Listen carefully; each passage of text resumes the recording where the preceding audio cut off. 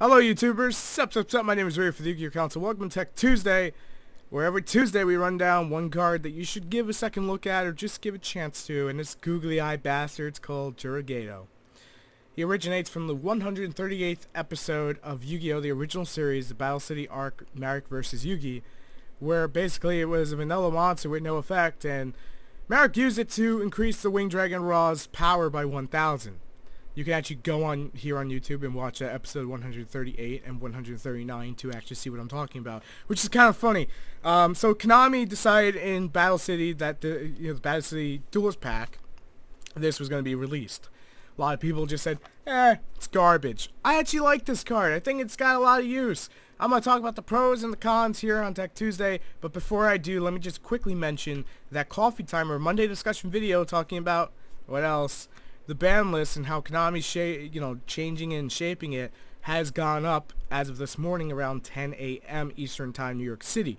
So if you have not seen that video, go check it out on the channel. It's coffee time. Can't miss it. Have your coffee with it. So anyway, let's get into Tech Tuesday. Let's get into the meat and bones of this video. So during either player's battle step, keyword battle step, not battle phase, battle step. So as you enter it, you can use this effect. You can special summon this card from your hand, and if you do, you'll gain 1,000 life points. You can only use the effect of Juragedo once per turn. During either player's turn, you contribute this card, and then target one face-up monster you control. It will gain 1,000 attack until the end of the next turn. Now, here's a nice thing.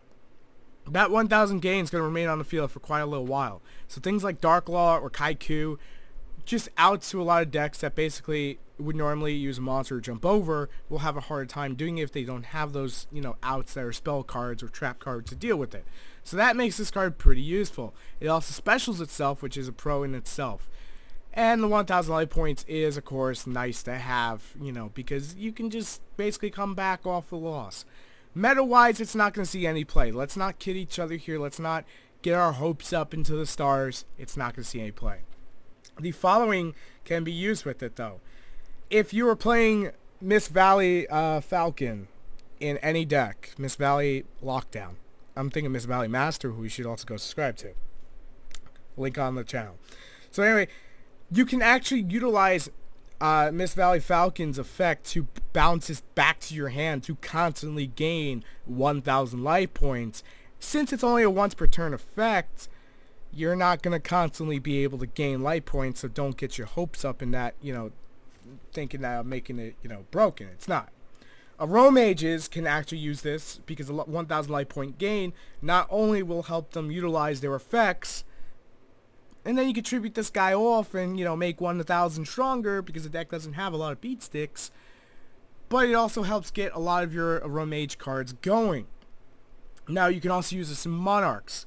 And using this in Monarchs, obviously free special summon, but it's going to be outclassed by the following: Battle Fader and the little red construction train signal we talked about a few months ago, about almost a year now, from the original Tech Tuesday. The original Dragons of Legend actually comes in that set. If you don't know what I'm talking about, I'll find a link. You just ask me down below. And it's also outclassed by Swift Scarecrow and about 30 other monsters named Rainbow Karibo. So it can be used in those decks, but especially for Monarchs, not really viable. Shaddoll's Chaos Dragons can make use of it, 1,000 gain. Dark Fodder, 1,700 attack, level 4, can be abused. Special summons itself. Clown Blade, this is a deck that can also bring it out and utilize it. And you get 1,000, which pay for the Clown Blade's effect. And it will also help you in the Lightsworn version to drop that JD a little bit safe there. So this card is nothing to scarf or just pass off. It's got, it's got its own threats when you think about it. But not every deck's going to even give two shits about gaining life points. And looking at it in general, what's going to make you want to play it over said cards like Battle Fader and whatnot. So, in all regards, it's a great card, but like everything, I have to talk about the negatives while talking about the positives. I do like Juragedo. It's got a funny name.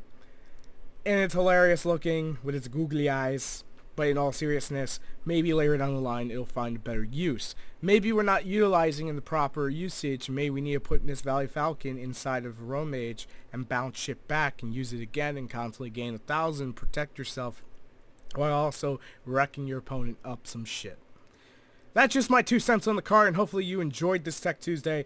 The episode, again, one more time, the episode that this guy is actually in the anime, the original Yu-Gi-Oh! The one with Yugi, you know, the one that most of us know about, is episode 138, and should be going into episode 139, because back then the episodes were only like 15 minutes long, because they put massive amounts of commercials in to actually fill that time. Thanks, CW. Thanks.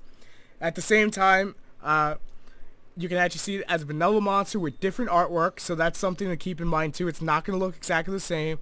It will body-wise, but like artwork-wise, Konami actually did a great job in changing that aspect there. So you can get this card out of Battle City Duelist Pack for probably like $5. You could just go order it right now off of eBay. And I got to answer my apologies for the unprofessionalism of my house. So you can actually grab one for about $5. You can see it on the anime episode 138 and 139. I did my research for this one. So anyway, I'll catch you guys tomorrow. If you enjoyed the video, make sure to let me know down in the comment section. If you want to know anything else about Juragedo or any usage that you think you have, please sound off in the comments. Leave a comment. Don't be shy about it, because it helps everyone. Last week we talked about the, excuse me for not remembering the name, the Shattering Arrows that were featured also in Duelist Pack as the Ultra Rare. If you want to see that video, you can just ask me for a link. In case you haven't seen it, it's a great card and you should really pay attention to it, just like Juragedo. I'm Ryu for the Yu-Gi-Oh! Council. Thank you for taking time out of your day to watching this video. If you enjoyed it, then think about subscribing.